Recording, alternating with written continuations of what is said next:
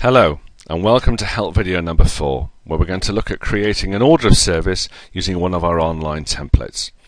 Creating a document like this for the first time might seem like a daunting prospect, but don't be put off because we're going to show you some simple shortcuts that are going to make your task very much easier. To view all our order of service templates, we'll click through to the gallery here, where we can choose a design that we'd like to work on. I'd recommend taking a little time to make your choice, as it is upon this page that all subsequent text pages are built. And, once selected, the front cover is the only page that cannot be deleted or replaced. Once we've made our choice, all we have to do to get started is to click on the order button underneath. This takes us to a login screen and then straight to the template concerned.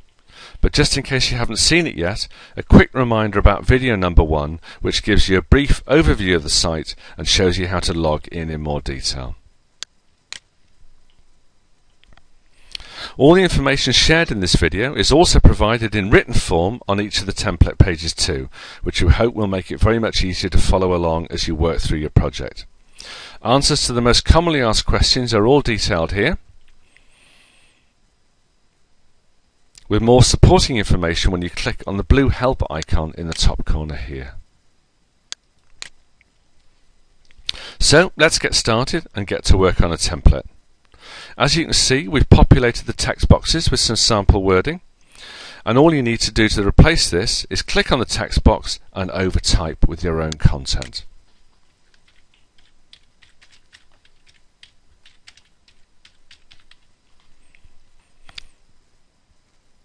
And if we save text and update button here, we can see those changes take effect in the preview screen to the left hand side.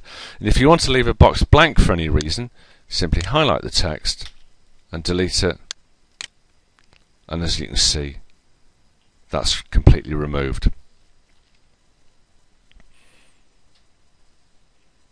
Adding a photo. If you've chosen a template that allows you to upload your own picture, simply click on this upload button here to bring up a dialog box where you can navigate to where your pictures are stored.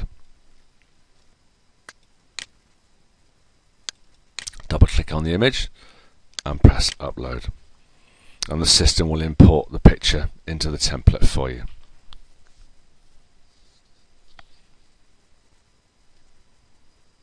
Within the system, we've also got a handy cropping tool that lets you select the area that you want to include, which is this screened area with a dotted line around it here, which we can move around and press crop. And if you're not happy with that, simply press the undo button and we'll go back to where we started from. We can grab the cropping box from the top corner and resize and move that around a little bit. We'll press crop again, and if you are happy with that, simply press the OK button and the picture will be imported into your template. A note too here about quantities. To change the number required, simply overtype the default number you see in this box here, and the revised price will be displayed alongside. Before we move on and start adding text to the inside, it's handy to know how many pages you're likely to need, so that you can select the appropriate continuation pages from the outset. Our templates have been designed to produce a document which can be either 4 or 8 pages long, depending on the amount of information you want to include. To show you what this looks like in more detail, let's look at a couple of actual examples.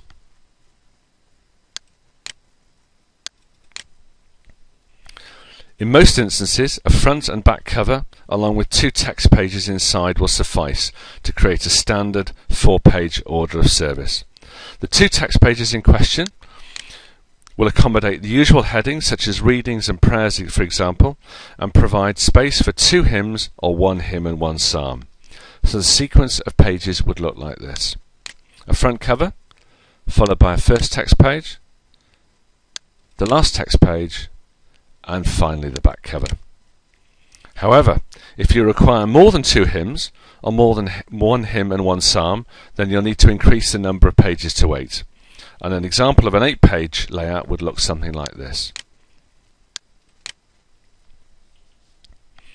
Here we've got a front cover, followed by a blank page on the inside of the cover, the first text page, continuation page A, the last text page, continuation page B, a blank filler page, and finally the back cover. In brief, the difference between the two continuation page styles is this.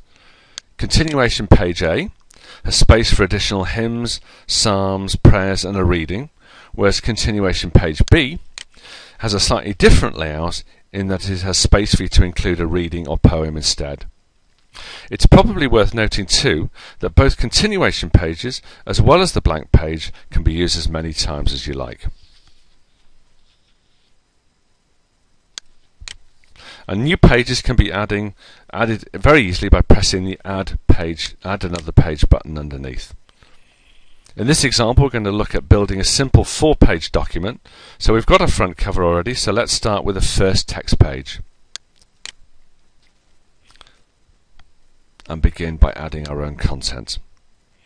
Please don't be daunted by what looks like a large amount of text required in a document like this. You don't have to retype all your own wording, because we're going to show you some very simple shortcuts that will let you complete this and subsequent pages in no time. In text box here, we've included the wording of a popular hymn, which you can very easily change, and here's how to do it. What you'll need to do is to open up another page in your browser, which we've got one prepared here, and type in popular funeral hymns and hit search. In this particular example, we're going to use this provider here, but please feel free to make your own choice if the hymn you're looking for isn't readily found. Now we're going to choose this particular hymn here. The wording is displayed in the middle. Now to copy that, we left click with the mouse, we click and drag and highlight all the wording, we right click and press copy. We come back to the Bereavement Stationery tab here. We highlight the existing wording, delete it, right click with the mouse, press paste, and the new wording is placed in the text box. If we save text and update, we can see that change take place in the preview screen to the left here. In this particular example, however, the template has positioned the hymn a little lower down the page than we'd like. This is simply because the hymn we've chosen takes up less space than the template has available. You can easily adjust this positioning by going back to the text box here, clicking on the end and pressing the Enter key 3 or 4 times. Save text and update. As you can see, as soon as we do that, the hymn is repositioned more centrally on the page and now looks much more balanced. This is a really handy tip to have at your fingertips, so please feel free to experiment as much as you'd like till you get the effects you're looking for. Just a word of warning about hymn lengths though. Our text boxes have a limit of 30 lines, so you may just have to do some editing on longer hymns to get them to fit. Copying and pasting text in this way can be repeated throughout the remainder of the service sheet until you've completed all 4 or 8 pages. Once we're happy that we've made all the changes to this first text page, we'll add the last text page, and finally the back cover.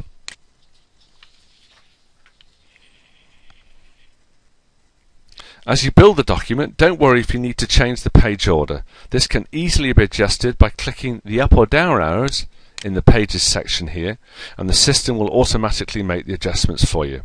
The only page that has to remain fixed is page 1, which will always be the front cover.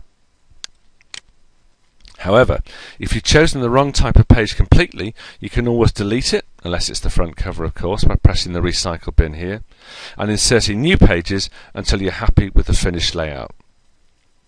Don't worry if you haven't managed to complete the job in one sitting and you want to come back to it at another time. Simply press the Save Text and Update button one more time,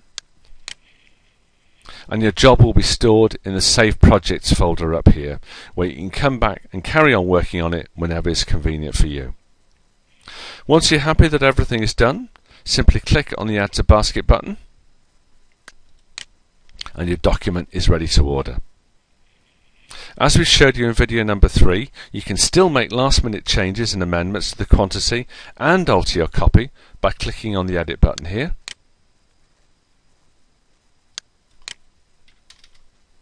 Change the quantity and then add to basket. Before we can go any further, we have to sign the job off, which we do by clicking on the Approval button here and placing an approved tick in each of the boxes under every page that we've chosen. And finally press Approve. Once you've done that, look for the Continue Order button at the bottom right hand side of the screen here, which takes you to a Confirm Order and Payment screen. And you can make any last minute changes to your contact details and delivery information here. It also gives you an order summary of the order value of the order you've just placed with us. Finally, click on the Terms and Conditions box and the Pay button, which takes you on to complete your credit card details, and then your order will be on its way.